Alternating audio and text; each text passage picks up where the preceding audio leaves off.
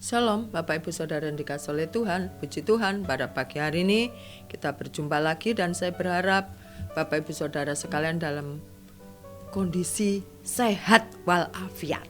Haleluya Bapak Ibu ya. Haleluya. Mari kita berdoa Bapak Ibu. Tuhan, terima kasih pada pagi hari ini kami diberkati kesehatan oleh Tuhan. Kami bersyukur kami masih bisa menghirup udara segar. Kami bersyukur kami masih bisa beraktivitas, semua karena kebaikan dan pertolongan Tuhan. Terima kasih di dalam nama Tuhan Yesus. Haleluya. Amin. Puji Tuhan. Bapak Ibu Saudara sekalian, bacaan kita pada pagi hari ini terambil di dalam kitab Bilangan 12. Dan saya akan memberikan judul yaitu kelembutan. Oh haleluya. Bapak Ibu, kalau kita bilang atau kalau kita bicara tentang seorang ya, mengatakan dia tuh lembut sekali loh orangnya.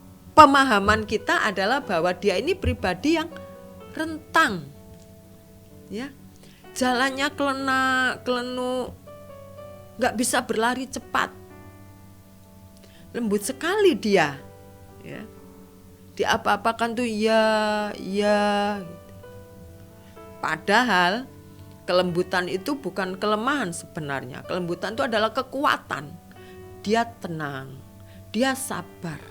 Kalau kita melihat di tayangan TV, para pejabat pemerintah itu sedang berdiskusi, biasanya mereka pasti ribut. Yang ini belum selesai bicara, yang ini nyambar. Sana nyambar, sini nyambar. Sampai pernah di tayangan TV itu, seorang pejabat naik di atas meja. Tidak mau kalah suaranya dengan yang lain. Gebrak-gebrak meja. Ya, lari sana, lari sini. Karena pemahamannya itu orang kuat itu begitu, tidak bisa dikalahkan. Itu orang kuat, ya. Kalau orang yang lemah, orang yang lemah lembut itu, ya udah diem aja. Orang Jawa bilang nerimo ing pandum. Nerimo ing pandum itu ya udah diapa-apakan tuh iya. Padahal seperti tadi saya katakan, kelembutan itu adalah kekuatan loh. Dia sabar mendengar, dia tenang. Orang bicara berapi-api sampai dia tetap mendengarkan dengan tenang. Pada pagi hari ini belajar kepada Musa, seorang pribadi yang lemah lembut.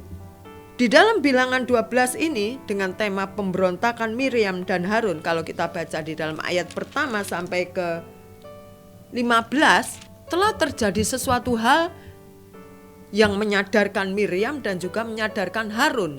Dianggap Musa ini, waduh, mereka melakukan persekongkolan untuk melakukan kudeta kepada si Musa. Tetapi tiba-tiba Maria melihat, ya, ada awan. Di sini dikatakan ayat ke-10, dan ketika awan telah naik dari atas kemah, maka tampaklah Miriam kena kusta putih seperti salju. Ketika Harun berpaling kepada Miriam, maka dilihatnya bahwa dia kena kusta, si Harun itu. Lalu kata Harun kepada Musa, "Ah Tuanku, janganlah kiranya timpakan kepada kami dosa ini yang kami perbuat dalam kebodohan kami." Akhirnya Musa datang kepada Tuhan supaya Tuhan menyembuhkan Harun dan Miriam. Bapak Ibu Saudara sekalian, kalau kita mempunyai pribadi yang lemah lembut, sesungguhnya bukan kekuatan kita untuk sabar mendengar orang tegur kita dengan kasar. Orang memperlakukan kita tenang. Bicara panjang lebar tentang kita, bukan kita langsung gontok-gontokan, tidak. Kenapa ada orang yang begitu sabar, hatinya begitu lembut? Apa karena sosok pribadinya memang lemah gemulai? Kita lihat firman Tuhan Bapak Ibu di dalam Galatia 5 ayat 22 dan 23 bunyinya demi. Tetapi buah roh ialah kasih, sukacita, damai sejahtera, kesabaran, kemurahan, kebaikan, kesetiaan, kelemah lembutan, penguasaan diri. Tidak ada hukum yang menentang hal-hal ini. Wow, ternyata kelembutan adalah salah satu dari buah roh. Wow, saya juga ingin menjadi pribadi yang lembut, ya, lemah lembut. Bapak Ibu Saudara sekalian, Roh Kuduslah yang menjadikan kita menjadi pribadi yang lemah lembut. Roh Kuduslah yang menjadikan kita sabar. Kita memang tidak bisa untuk kita hidup tanpa pimpinan Roh Kudus. Matius 11 ayat yang ke-29, Injil Matius, saya baca Bapak Ibu ya. Pikulah guk yang kupasang dan belajarlah padaku, karena aku lemah lembut dan rendah hati, dan jiwamu akan mendapat ketenangan. Oh haleluya. Ternyata kalau kita ini menjadi pribadi yang lemah lembut, kita meneladani guru kita, Yesus Kristus. Katanya, firman Tuhan mengatakan, karena aku lemah lembut. Oh haleluya. Biarlah jemaat JSS adalah jemaat yang lemah lembut seperti Kristus. Mudah memberikan pengampunan, mudah memberikan maaf kepada orang lain yang menyakiti dia, ya.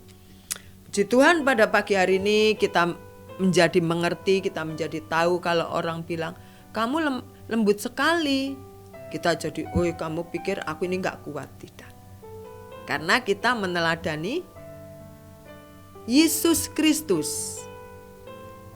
Di dalam Injil Matius 11 ayat 29 tadi jelas mengatakan, aku lemah lembut dan rendah hati. Amin Bapak Ibu, puji Tuhan, puji Tuhan.